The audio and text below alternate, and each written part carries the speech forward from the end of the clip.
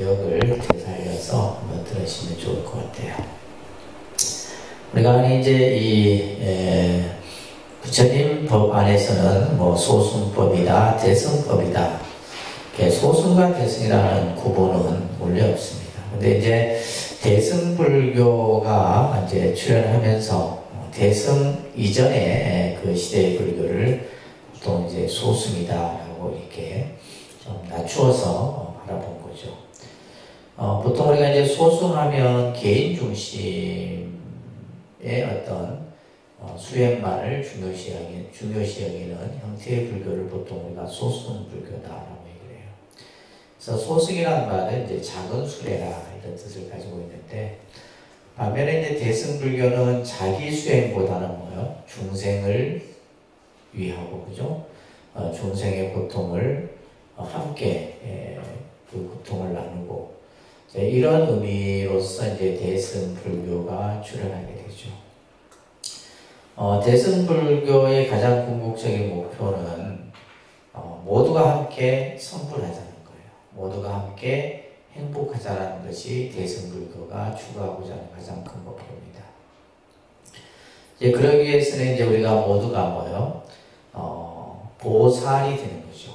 대승불교에서는 바로 보살이 우리가 이제 수행을 통해서 중생을 이롭게 하고 또 자기 자신도 깨달음을 성취하고 이런 개념들이 이제 설해지죠. 그래서 이제 그 밑에 교재에 보시면 자리이타의 보살행의 실천을 통해서 다 함께 성불하고자 하는데 대승불교의 최고의 목적이 있다. 그래서 대승불교는 이거예요. 스스로 자기 수행을 닦으면서, 그죠? 또한 중생을 구제하고, 그러므로 인해서 뭐예요? 우리가 성불에 함께 나아가야 하는데 대승불교가 추구하는 목적이 있습니다.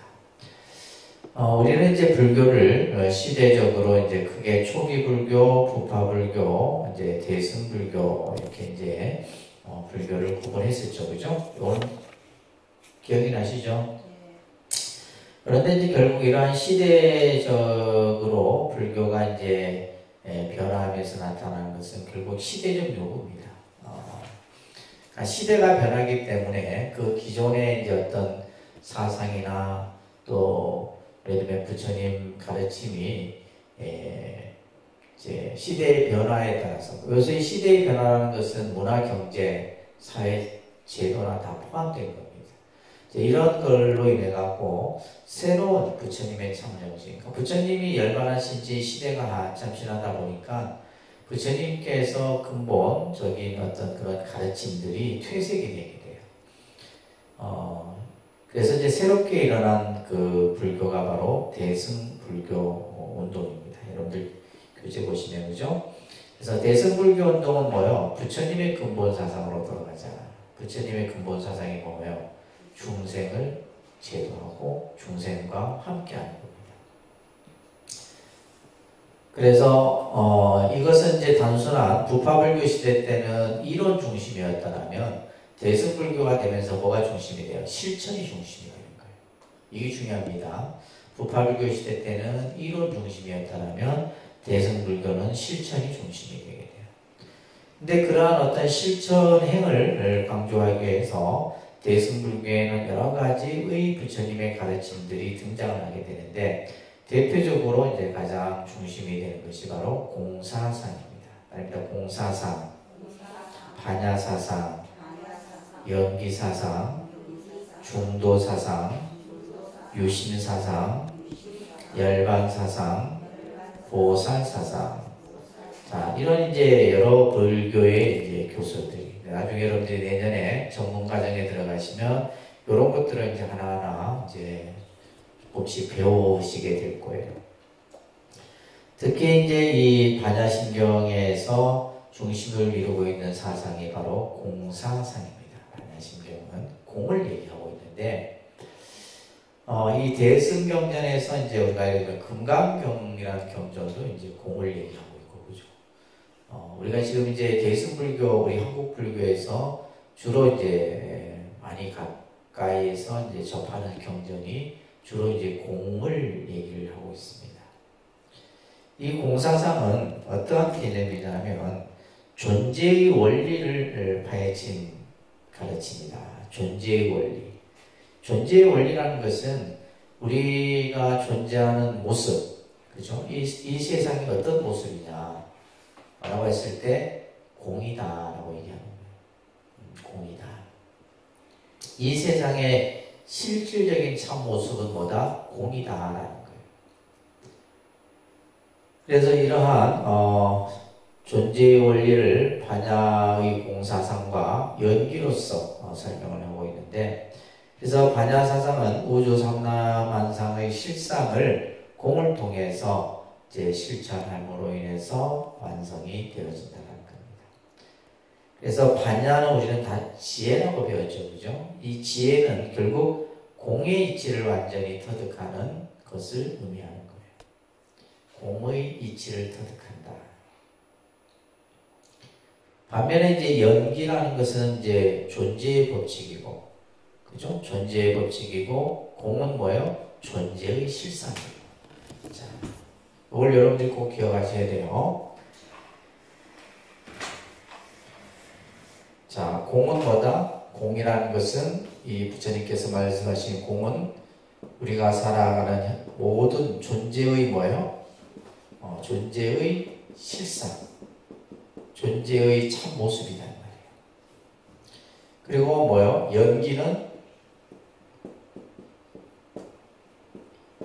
연기는 뭐라 그래요? 존재의 법칙이다. 연기는 뭐의 법칙이요? 네, 존재의 법칙이다. 이 존재라는 말은 이 세상에, 그죠? 우주와 모든 공간과 시간을 통틀어서 존재하는 것들. 그것은 이제 불교적인 표현으로 삼라만상이다. 삼라만상에 존재하는 모든 것들의 참 모습은 뭐다? 공이다. 그리고 그 존재하는 법칙은 바로 연기다. 그래서 이제 용수보살은 연기는 공이다. 연기라는 말과 공은 같은 개념이에요. 연기는 공이다. 이렇게 이제 정의를 하셨거든요. 용수보살은. 연기와 공은 불가분의 관계. 연기가 곧 공이고 공이 곧 연기다 라는 개념이 이제 담겨져 있는 겁니다.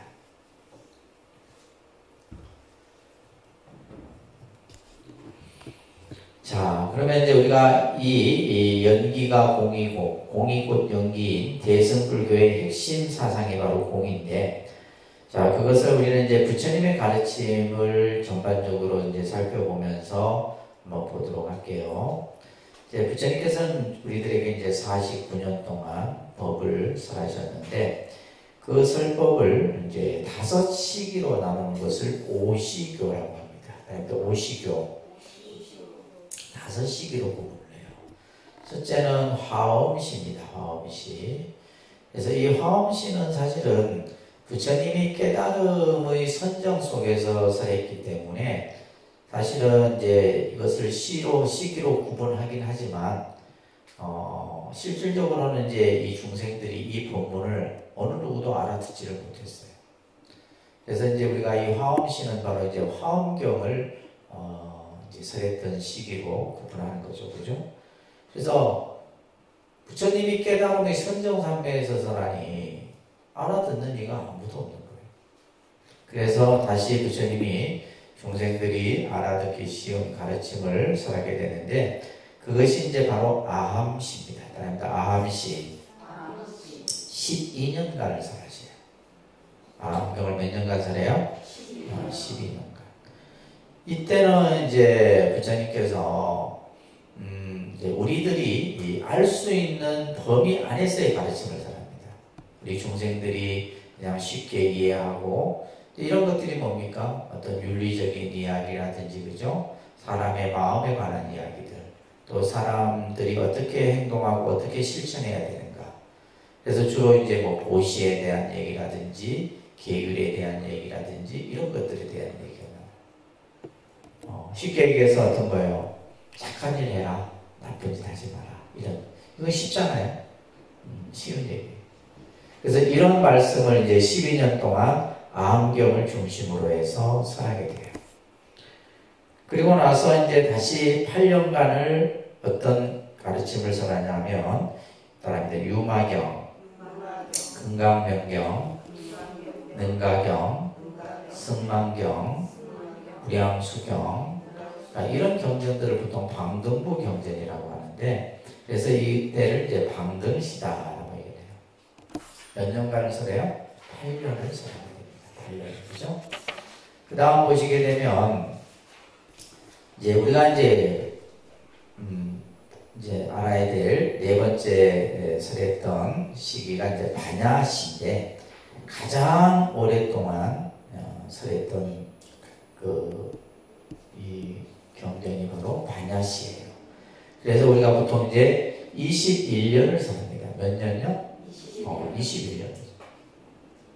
부처님 49년 설법 중에 21년을 설하니까 가장 오랫동안 이 반야부 경전을 설하게 되는데, 이 반야부 경전은 주로 이제 공을 얘기를 하고 반야의 지혜를 얘기를 합니다. 공과 반야의 지혜를 얘기를 하게 되는데, 그래서 이 경전이 이제 여러 종류의 경전들이 있는데, 기본적으로 이제 보통 우리가 600부 반야다 이렇게 표현을 합니다. 몇 부 반야? 600부 반야는 600권 정도라고 보시면 돼요. 엄청나죠? 그 분량이. 그래서 오늘 여러분들이 600권이 어느 정도 분량이나 했을 때 우리가 독송하는 금강경이 이제 600부 중에서 577번째 해당되는 경전이에요. 그러니까 이제 상당한 경전이죠. 그죠? 21년간을 설했으니까 가장 방대한 양을 가지고 있습니다.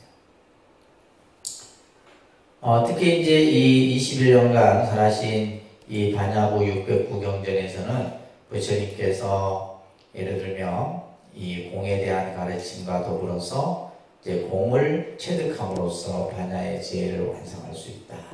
그러면서 여기에서는 뭘 얘기를 주로 많이 하냐면 보살의 바람일행을 강조합니다. 바람일을 통해서 그죠? 공을 체득하고 반야의 지혜를 완성한다. 이런 말씀들을 21년간을 다양하게 설합니다.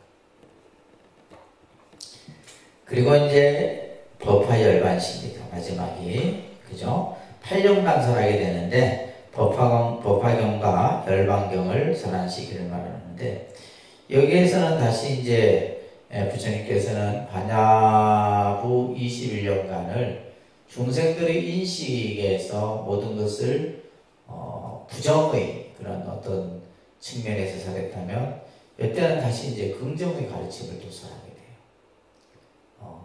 그래서 이제 불교가 어려운 거예요. 어떨 때 보면 긍정으로 얘기했다. 어떨 때 보면 부정으로 얘기했다.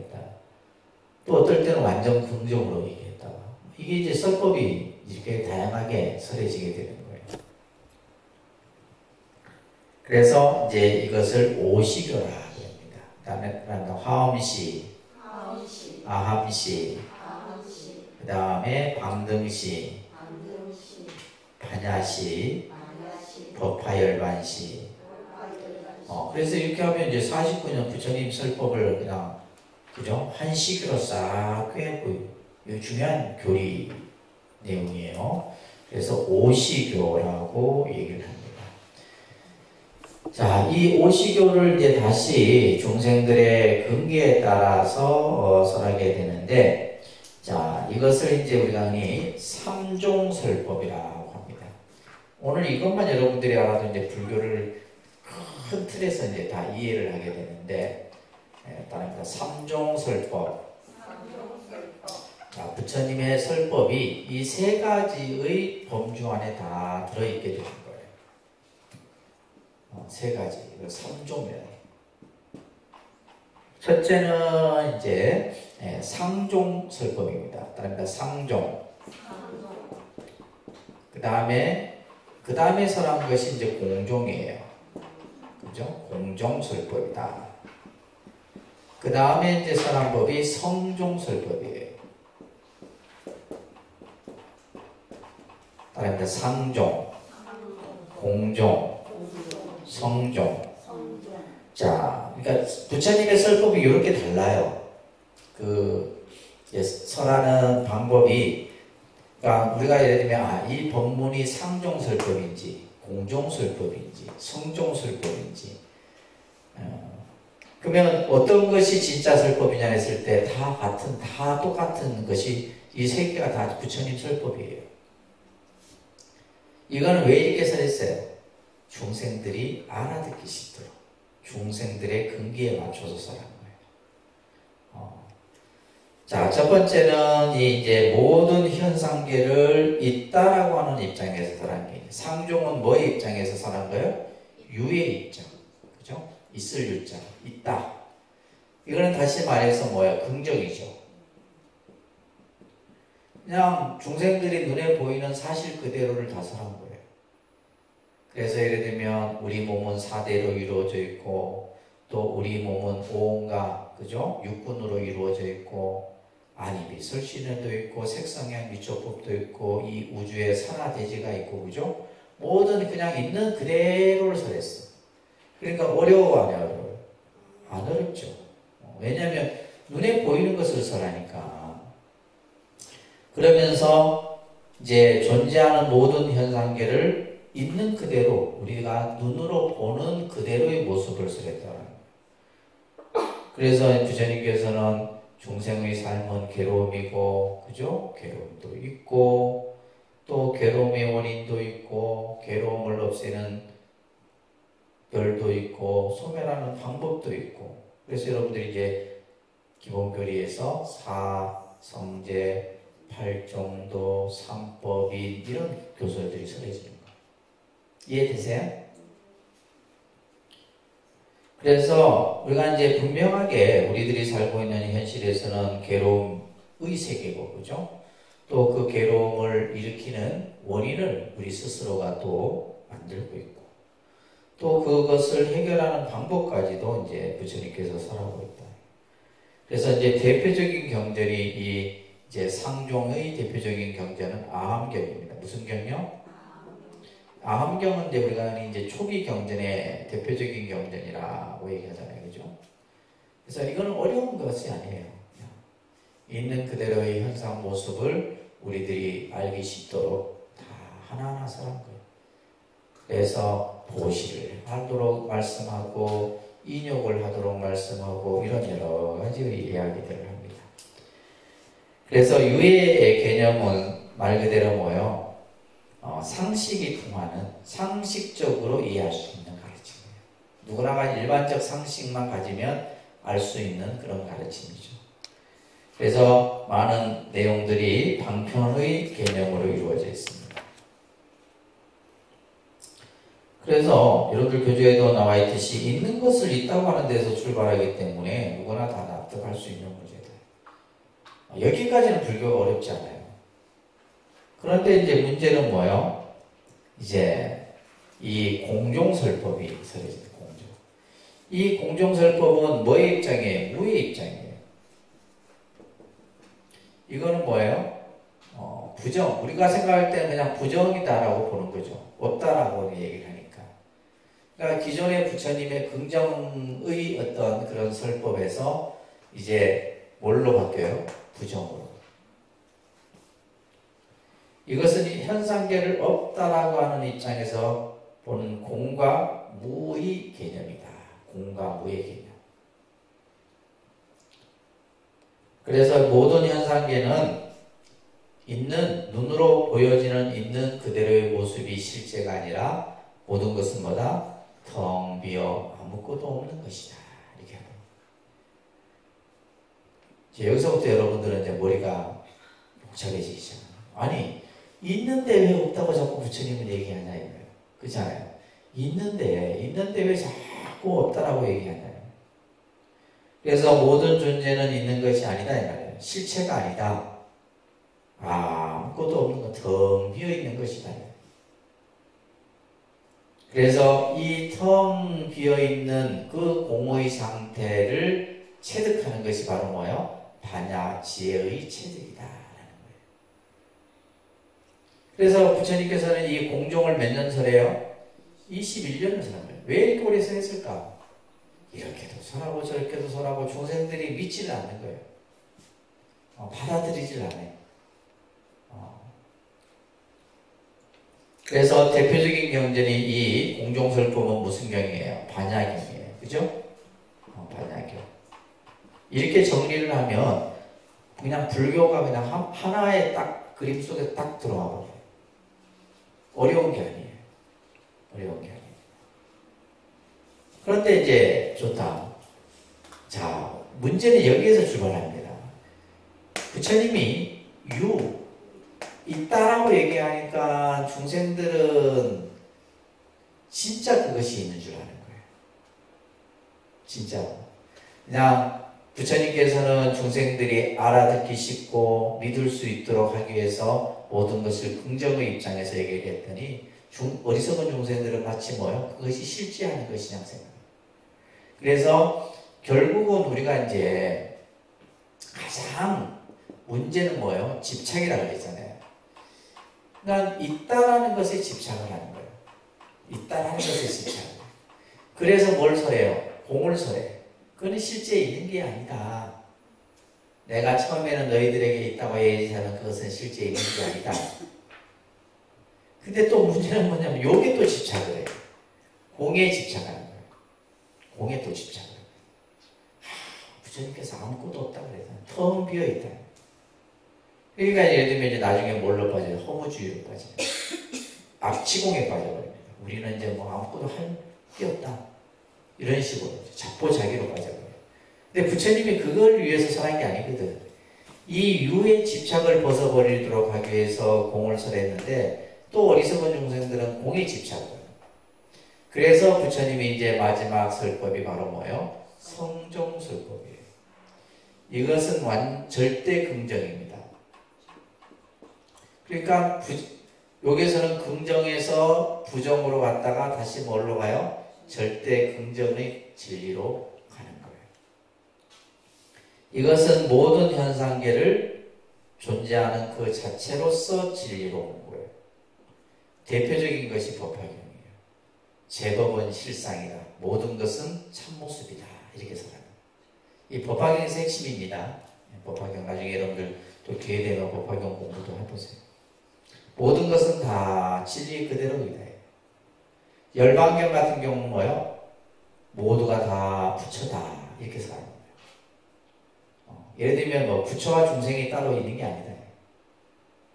전부 다 진리이고 모든 것이 다 부처의 모습을 간직하고 있다. 이런 가르침이 설해지는 거예요. 이것을 우리가 이제 성의 개념이라고 얘기를 하는 겁니다. 성의 차원에서는 현상계에 존재하는 모든 것은 그대로 진리라고 보는 거예요. 그래서 이것은 가장 차원이 높은 단계입니다.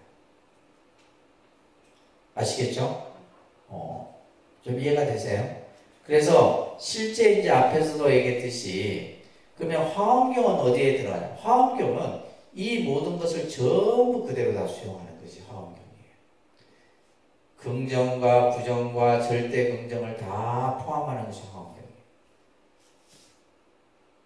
그러니까 이제 정신 못 차리면 무슨 말인지 모르는 거지. 중생의 입장에서 그죠? 그래서 이것을 8년간을 설하게 되는 거예요. 성의 차원은 이렇게 얘기를 합니다. 있는 것도 아니고 없는 것도 아니다. 그렇지만 또한 있기도 하고 없기도 하다.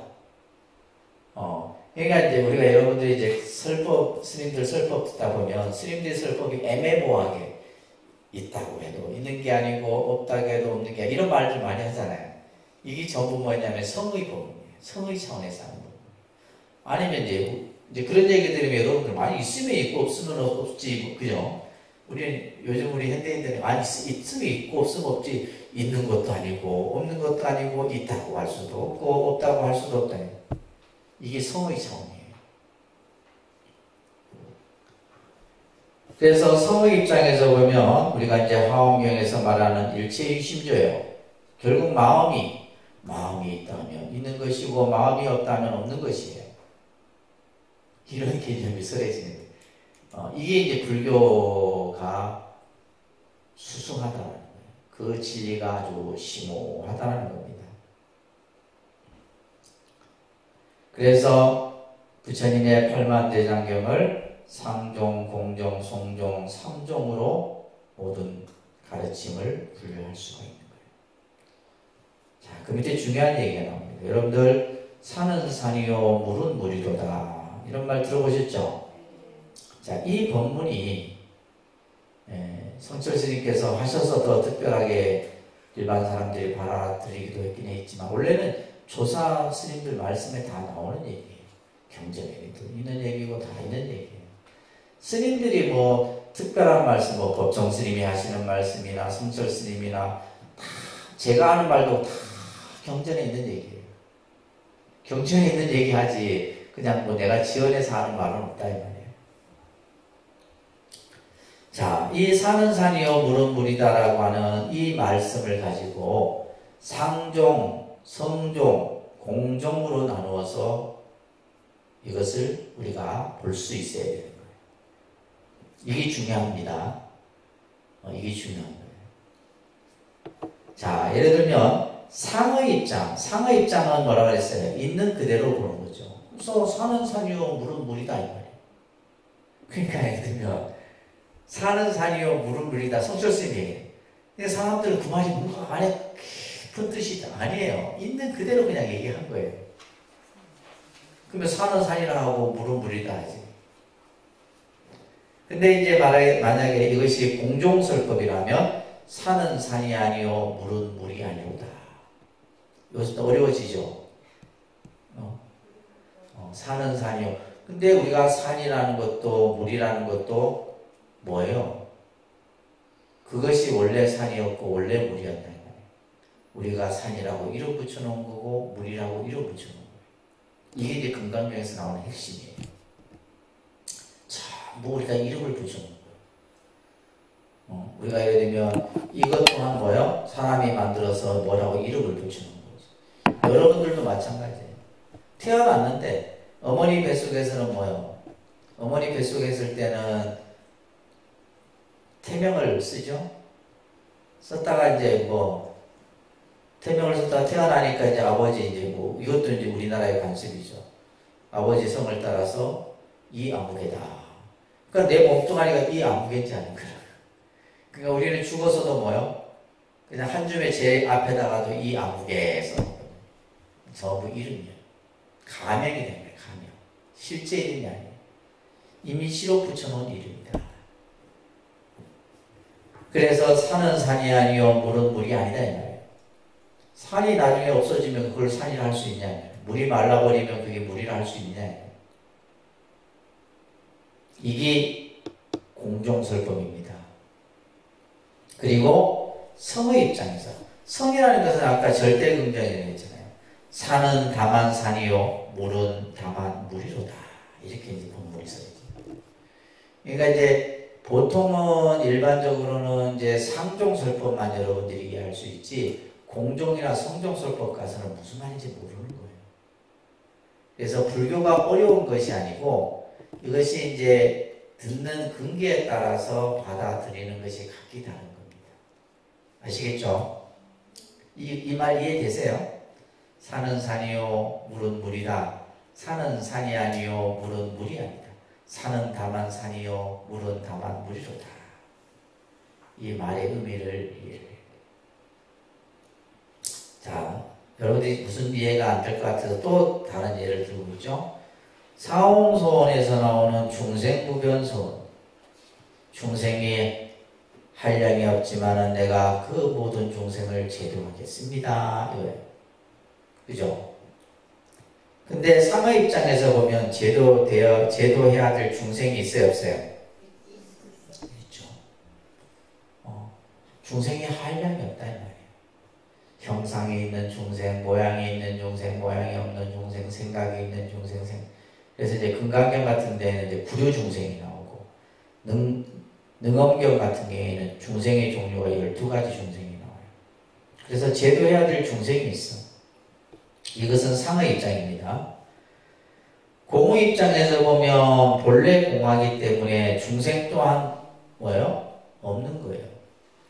그래서 금강경에 보면 중생이 아니라 그 이름이 중생이다. 이렇게 나와요. 금강경에서. 중생이 본래 없는 거예요. 중생과 부처가 본래 없다 이 말이에요. 이렇게 설법이 나오는 것이 중생도 본래 없고 부처도 본래 없고. 그래서 예를 들면 금강경에 보면 수보리야 내가 진리를 깨달아서 부처가 되었다고 생각하느냐 이렇게 얘기해요. 아닙니다. 부처님 아닙니다. 세존이시여. 부처님께서는 진리를 깨달았지만 깨달았다라는 생각을 갖지 않습니다. 부처라는 생각을 갖지 않는다 이 말이에요. 근데 그런 설법들이 금강경에서 계속 나옵니다. 그러니까 여러분들이 그러니까 무슨 말인지 모르지. 어려운 거예요. 이게 바로 무슨 설법? 공종설법이에요. 그래서 중생 또한 공한 것으로 봐 공한 중생을 제도해요. 야, 근데 이제 성의 입장에서는 달라지죠. 중생이 바로 부처예요. 그러니까 우리가 이제 이런 말을 그냥 스님들 설법에서 그냥 듣는데 무슨 말인지 사실 아무도 몰라. 중생이 본래 부처고 우리 마음이 부처고 이런 말은 뭐에서? 성의 입장에서 설하는 거예요. 다시 말해서 절대 긍정의 진리에서 설하는 가르침이 바로 성종설법입니다. 아시겠어요? 그래서 우리가 예를 들면 이제 여러분들이 이제 법화경도 제대로 보고 화엄경도 제대로 보고 이래야지 이제 불교의 맛을 완전히 알 수가 있는. 그래도 이제 금생에는 죽을 때까지 하세요. 그래도 이 공부가 이게 얼마나 깊고 깊은 공부인데. 자, 그래서 이러한 이제 모든 설법이 다 상종, 공종, 성종으로 다 설명을 할 수가 있는 겁니다. 아시겠죠? 그래서 맨 아래줄에 보면 삼종을 우리 삶에 비추어 볼 때 있는 그대로가 전부인양 착각하여 사는 것이 상이나 유의 입장이에요. 그러니까 여러분들이 지금 현실 속에서 살면서 부딪히고 경험하고 그저 느끼고 하는 것들이 이것이 이제 상의 입장이에요. 그러나 여러분들이 이제 한 생을 다 살고 나면 뭐라 해요? 아이고 인생이라는 것이 허무한 것이구나. 이거 느낄 때 옵니다. 이게 느낄 때 오게 되면 뭐요? 아이고 자식도 필요 없고 남편도 필요 없고 나 필요 없구나. 이게 느낄 때 온다 이 말이에요. 이때가 되면 이게 뭐가 이제 이때가 되면 이제 뭐예요? 인생이 이제 허무한 줄 알고 실체가 없는 것인 줄 알면 그게 이제 공이나 무의 입장이에요. 그래서 금강경에 보면 일체유의법 여몽한포형이라는 구절이 있어요. 유의법이라는 것은 인연에 의해서 만들어지는 현상은 그죠? 우리가 살고 있는 이 현상은 뭐예요? 꿈과 같고 꿈과 같아요. 꿈은 깨고 나면 아무것도 없잖아요. 아침이 있을 것 같고 저녁 연기와 같고 번개불과 같고 이런 이제 설법이 나와요. 금강경에 사국에. 그러니까 뭐요? 이거는 이제 공의 입장에서 사는 거예요. 아무것도 없는 거예요. 그래서 옛날 스님들이 한 생을 다 수행을 하고 나서 하셨던 마지막 말씀이 마치 뭐예요? 어젯밤이 그죠? 내가 한 생을 산 것이 어젯밤 꿈과 같다. 여러분들이 100년을 살든 80년을 살든 그 산 시간이 뭐예요? 하룻밤 꿈과 같다 이런 얘기예요. 그걸 아직 못 느끼시겠죠? 그걸 느껴야지 이제 불교 공부가 되는 거예요. 그냥 우리는 지금 뭐냐면 눈에 보이는 현상만 쫓고 있는 거예요. 현상의 모습만. 그러니까 이제 여러분들이 괴로움의 그 굴레로부터 벗어나지를 못하는 겁니다. 그렇다고 해서 공하다고 해서 우리가 아무것도 없는 것이 아니에요. 그죠? 그래서 분명히 우리가 이 삶을 잘 살아야 돼요. 잘 사는 것이 성의 입장이에요. 아시겠어요? 잘 사는 한 생을 멋지게 사는 것이 성의 가르침이다. 상의 입장에서는 사는 일 그 자체에 매달려 살아요. 그죠? 우리가 현상에서 그냥 자식 놓고 결혼하고 그냥 아이들 학교 보내고 그냥 출세시키고 그냥 이렇게 살아가는 게 이제 상의 입장이에요. 이거는 상의 입장이에요. 내 공안 입장이 되면 뭐요? 아이고 다 부질없는 일이다. 부질없는 일로 이제 느껴지기 이제 이 공안 입장이에요. 저도 요즘에 이제 이걸 느끼는 시기인 것 같아요. 아유, 독립선언 이거 다 필요 없다. 필요 없는 이게 이제 공허 입장이에요.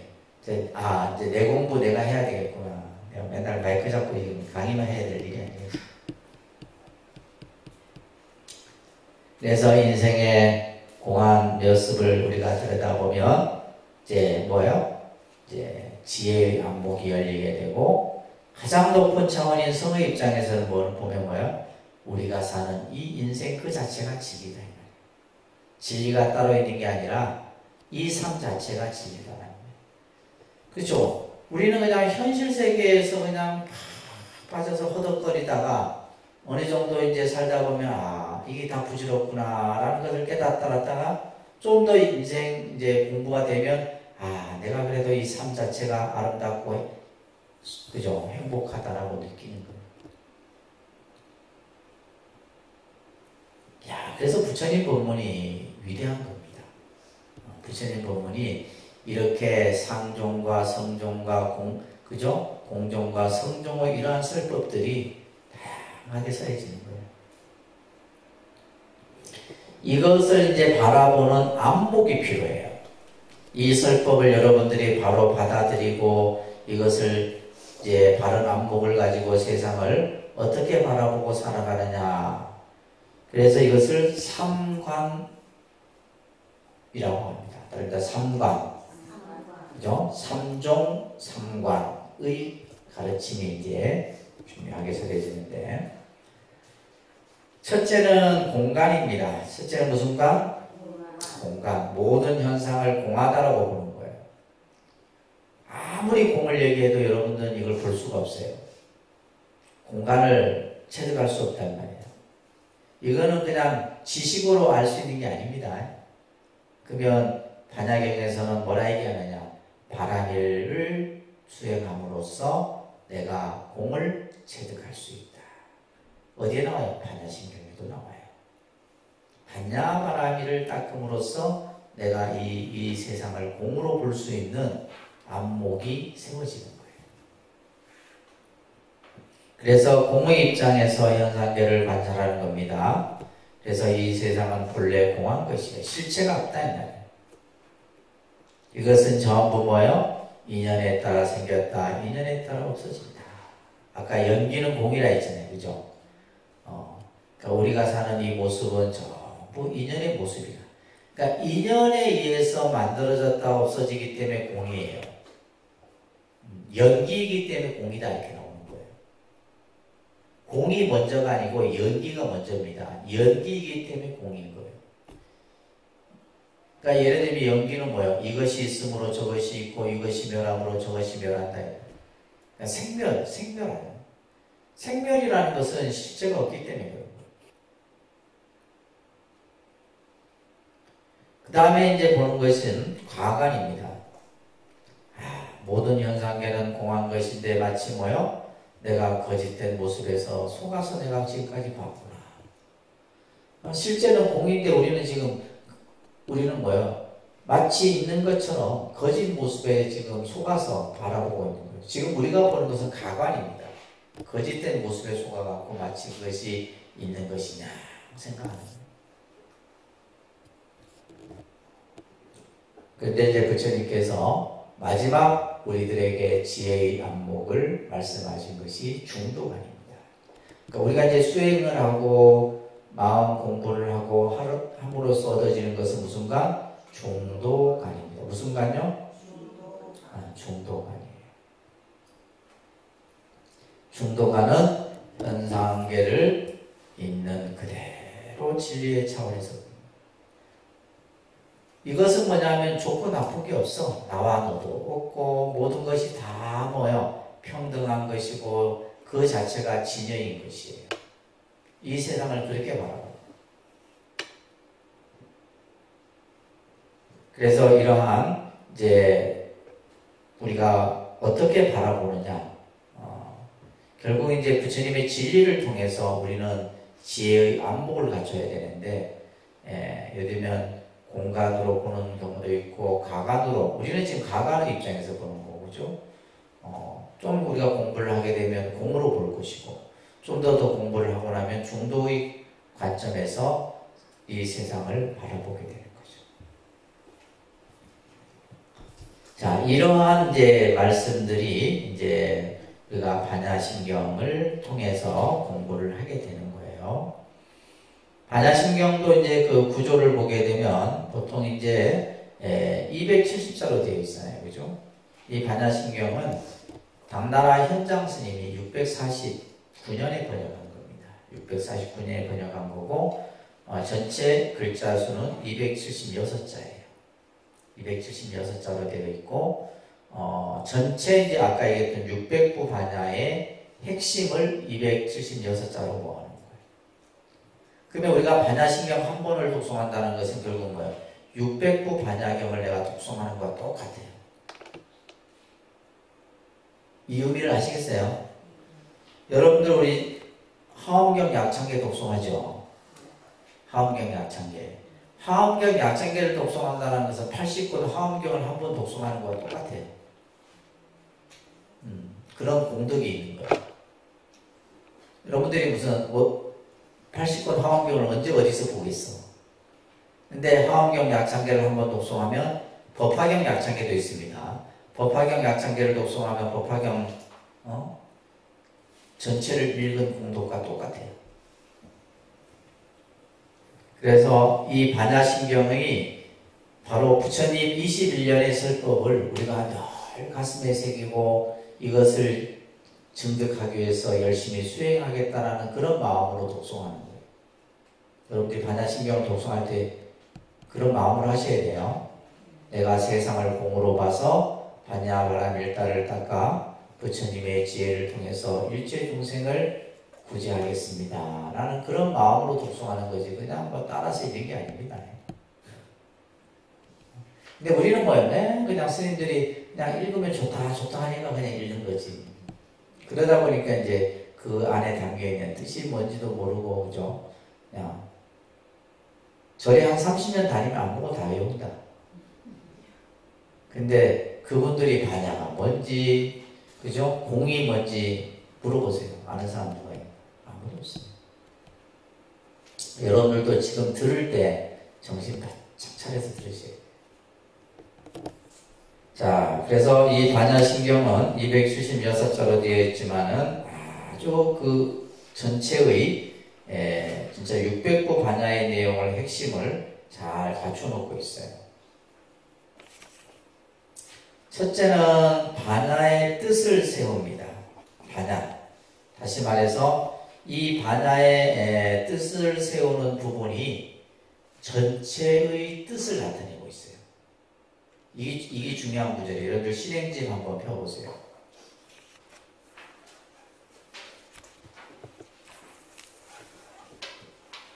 실행집 48쪽 한번 펴보시면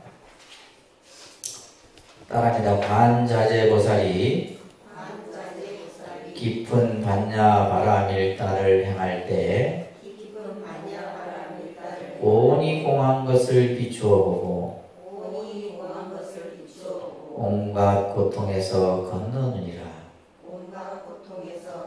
이 내용이 이제 반야의 전체의 뜻이 이 안에 다 담겨요. 이 구절이 이제 다 얘기한 거예요.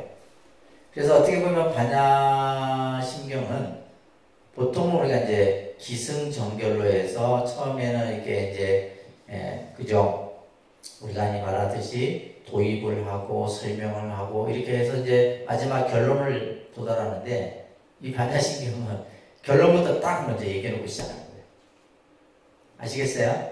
그래서 관자재보살부터 시작해서 도일체고해까지가 바로 핵심 내용이에요. 이게 이제 반야라는 의미를 다 드러내고 있다. 두 번째는 보세요. 교재. 자, 우리들이 잘못 인식하고 있는 잘못된, 그죠? 있다라고 모든 것은 있는 것이다라는 그러한 인식을 깨뜨리고 반야의 공간으로서, 아까 공간 얘기했잖아요. 공으로서 모든 것을 비춰보는 가르침이에요. 그래서 모든 현상과 가치와 방편을 지혜의 공도리로서 가르치고 있다. 공도리라는 거예요. 공도리. 공의 이치다 이 말이에요. 그 공의 이치를 설하고 있는데 여기에서는 모든 물질과 현상은 공이에요. 또 공이 또한 모든 일체의 현상이 되는 거예요. 이것을 이제 공성이라는데 공이 가지고 있는 본질 말하는 거예요. 이것은 일체에 가득 차 있어서 육군, 육진, 육시 따라합니다. 육군, 육진, 육시, 12년, 사제법. 자, 이 모든 것을 아까 이제 우리가 암경에서는 그죠? 이것이 전부 있다라고 얘기했는데 여기에서는 지금 전부 뭐요? 텅 비어 있다. 아무것도 없다. 그래서 결국 공의 이치에서는 얻을 것이 아무것도 없다. 무소득이라는 말이 이제 나와요. 나중에 이제 공에서는 무자성, 무소득 뭐 이런 이제 그래서 우리가 이제 무소유라는 말도 이제 바로 공의 개념에서 설명돼요. 여기에는 어디서부터 사리자야 색불이공부터 해서 그죠? 무지영무득까지예요. 그래서 여러분들 보면 사리자야 색이 공과 다르지 않고 공이 색과 다르지 아니며 하면서 쭉 나와요. 더럽지도 깨끗하지도 늘지도 줄지도 않고 공은 색도 없고 수상행식도 없고 안입이 설신이도 없고 색성형식도 다 없어요. 그죠? 12 예를 들면 12처 18개 또 예를 들면 아무것도 없어요. 그래서 지혜도 어둠도 없다. 얻을 것이 아무것도 없다. 이게 이제 바로 뭐요? 이 세상을 뭘로 보는 거예요? 공으로 다 비춰봤을 때, 일체가 다 공하다라는 거예요. 자, 그 다음에 이제 세 번째는 뭐요? 지혜의 공간으로 일체 현상을 비춰보니, 이제 그 나타난 모습이 어떤 모습이더라. 그 나타난 경지를 말하고 있어요. 공한 경지. 자, 여기에서는 뭐냐면, 이제 49페이지, 무소득인 까닭에 아무것도 얻을 것이 없는 까닭에 어디서부터가 이제 세 번째 단락이 들어가요. 보살은 반야바라 밀다를 의지해 마음이 걸림이 없고 걸림이 없기 때문에 두려움이 없고 이제 이러면서 이 바로 공을 통해서 얻은 경지를 생각하는 거예요. 어디까지? 반야바라 밀다를 의지함으로 최상의 깨달음을 얻느니라. 여기까지예요. 여기 세 번째 단락이에요. 그리고 네 번째는 이제 전체 경의 결론 부분인데 이것은 이제 바로 뭐요? 반야의 지혜로서 저 피안의 세계에 이르는 길을 밝히고 있어요. 그래서 반야의 공간을 통해서 궁극적인 깨달음의 경지에 이르는데 그것이 바로 뭐요? 반야, 바라밀다는 가장 신비하고 밝은 주문이며 위없는 주문이며 그죠? 이 반야 바라밀다의 그 위실력에 대해서 얘기를 하고 그래서 마지막에 반야 바라밀다 주를 말하리라. 그래서 아제 바라제 바라승 아제 보지사 이렇게. 그래서 이 반야 신경이 일단 전체적인 개념상 첫째는 뭐요? 반야의 뜻을 세워서 그 다음에 뭐요? 공간으로 세상을 비춰보고 그 세상을 비춰놓은 공의 경지를 설명하고 그러면서 반야 바라밀다를 통해서 깨달음에 이르는 길을 설명하는 아주 완벽해요. 완벽해. 이렇게 지금 갖추어서 설명하는 이 짧은 내용이에요. 그죠? 600부를 이 안에 전부 다 담고 있어요. 그리고 이 반야신경은 부처님의 말씀을 현설과 밀설로 구분을 하게 되는데, 이제 이 현설은 뭐냐면 내용을 드러내서 우리들에게 설하는 거예요. 현설. 이치를 드러내서 설명하는 것은 현설이고, 밀설은 뭐냐면 비밀스러운 주문을 말하는 거죠. 아제아제 바라아제 바라 정승아제 모지사바가 반야바라 밀다의 주문이다 이 말이에요. 이것이 이제 밀설에 해당되는 거예요. 그리고 다시 현설은 다시 뭘로 또 나누냐면 총설과 별설로 나눈다. 따른다 총설, 별설. 그래서 총설은 말 그대로 뭐예요? 경이 담고 있는 전체적인 뜻을 나타내는 내용이에요. 아까 얘기했죠. 간자재보살이부터 해서 그죠? 온갖 고통에서 건너느니라. 여기 총설이에요. 그리고 이제 그 총설을 바탕으로 해서 낱낱이 하나하나 설하는 것이 별설입니다.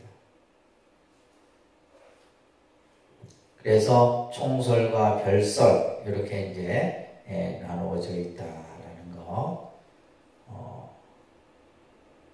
그리고 이제 이 반야심경은 이제 아까도 얘기했듯이 당나라 현장 스님이 번역을 합니다. 누가 번역을 해요? 현장 스님이 번역을 해요. 우리가 이제 여러분들이 늘 수지 독송하는 그 법화경은 구마라집 스님이 번역한 경우예요. 구마라집 스님. 또 여러분들이 이제 우리가 독송하는 뭐예요? 금강경도 구마라집 스님이 번역을 했어요. 그래서 이제 반야부 경전은 주로 이제 현장 스님인데 또 금강경 같은 경우는 이제 또 구마라집 스님이 번역을 하기도 하고. 여러분들 이제 나중에 배우시겠지만은 경전을 번역하는 것을 역경이라고 합니다. 뭘 한다고요? 경전을 번역한다. 이게 중요한 겁니다. 그러니까 부처님의 경전은 인도 말인 산스크리트어로 이루어져 있죠, 그죠? 범어로 이루어져 있다는 거예요. 이 인도 말인 산스크리트어 범어로 이루어진 것을 이제 이 경전을 어떻게 해요? 중국의 한자어로 번역을 하는데, 이제 보면 이제 중국 불교사는 거의 역경사라 할 정도로 많은 이제 역경가들이 나타납니다. 그 가운데 이제 가장 대표적인 분이 바로 이 구마라집 스님이에요. 그러니까 구마라집이라고도 하고, 그 다음에 이 구마라집 스님과 대비되는 분이 바로 뭐예요? 현장법사예요. 현장. 이 현장 스님은 당나라 때 인물이고, 구마라집 스님은 이제 전진 시대 때 굉장히 좀 빠른 시대죠. 거의 예를 들면 이 당나라 현장 스님 같은 경우는 예를 들면 627년에 이제 태어났다라면 구마라집 스님은 약 한 401년, 한 200~300년 정도 차이가 나는 그런 시대입니다. 그래서 이 구마라집 스님은 이름에서도 알 수 있듯이 이분은 뭐예요? 인도 스님이에요. 인도. 현장 스님은 중국, 그죠? 중국 스님이에요. 근데 이 구마라집 스님은 언어에 너무 능통을 해서 인도 범어를 가지고 자기 말을 중국 한자어로 번역을 해요. 그러면 중국 한자어도 알고 있어야 되겠죠. 중국 한자어도 알고 있어야 되고. 근데 이 역경은 그냥 이루어지는 게 아니라 이제 이 구마라집 스님 때도 그랬고 현장 스님 때도 그랬고 그 나라의 왕이 후원을 합니다. 이 역경을 하는 데는 어마어마한 돈이 들어가거든요. 그러니까 예를 들면 우리나라가 여러분들 해인사 8만 대장경이 목각을 할 때 그거는 국가 사업으로 이루어진 거예요. 그렇잖아요. 왕이 당시 그죠? 왕에 의해 갖고 왕의 원력에 의해서 8만 대장경이 조성이 되고 우리나라도 했듯이 이러한 부처님의 경전을 번역하는 것은 왕의 후원으로 이루어져요. 그리고 예를 들면 이 한 스님만이 들어가는 게 아니라 수백 명의 스님들이 동원이 됩니다. 그래서 이 경전이 편찬이 되는데, 그래서 이제 구마라집 스님 같은 경우는 인도 스님이면서 다시 뭐예요? 중국 한자를 또 이제 번역을 한 거고, 현장 스님은 반대예요. 현장 스님은 직접 인도에 들어가서 경전을 가지고 장안으로 와서 이제 본인은 중국 한자어는 잘 알겠죠, 그죠? 근데 이것을 다시 뭘로? 그러니까 범어를 다시 중국 한자어로 번역을 한 거예요. 그러니까 이 스님도 대단하고 이 스님도 대단한 거예요. 그래서 우리가 이제 보통 경전을 구마라집 스님이 번역한 경전을 구역 경전이라고 합니다. 무슨 경전? 우리가 성경도 신약 성서, 구약 성서 있잖아요. 그죠? 근데 우리는 사실 뭐 이것을 뭐 신약, 뭐 신역, 구역 이렇게 막 구분하진 않아요. 그냥 우리는 경전만 가지고 예를 들면 뭐 금강경을 누가 번역했다? 구마라집 스님이 번역했다. 법화경을 구마라집 스님이, 반야신경을 현장 스님이 번역했다. 또 뭐 어떤 경전은 또 누가 번역했다. 많습니다. 반면에 현장 스님은 신역 경전이에요. 현장 스님이 번역한 이후의 경전을 신역 경전이라고 해요. 그래서 똑같은 이제 불교 용어를 알지라도 구마라집 스님이 번역한 거하고 달라요. 대표적인 거 우리가 뭐요? 관세음 도서. 현장 스님, 구마라집 스님은 관세음이라고 번역을 했고, 그죠? 현장 스님은 관자재라고 번역을 해요. 번역이 똑같은 아발로키테스파라를 가지고 이렇게 번역이 달리는 거예요. 그리고 또 이제 예를 들면 우리가 이제 중생이라는 말이 구마라집 스님은 유정이라 번역해요. 유정. 또 현장 스님은 중생이라 번역을 합니다. 뭐 이런 식의 유정 같은 말인데, 사트바라고 하는 이제 인도 사트바라는 어원을 가지고 번역이 이렇게 달라요. 그래서 이제 이런 걸 보면 이제 구마라집 스님이다. 근데 이제 보면 구마라집 스님 번역이 문장이 굉장히 간결하면서 뜻이 명료하답니다. 현장 스님은 뭐요? 좀 더 이렇게 뭔가 이제 깊이가 있고, 왜? 자기 말로 하는 거잖아요. 그러다 보니까 이제 그런 이제 경전을 보게 되면 그 차이점들이 좀 있다.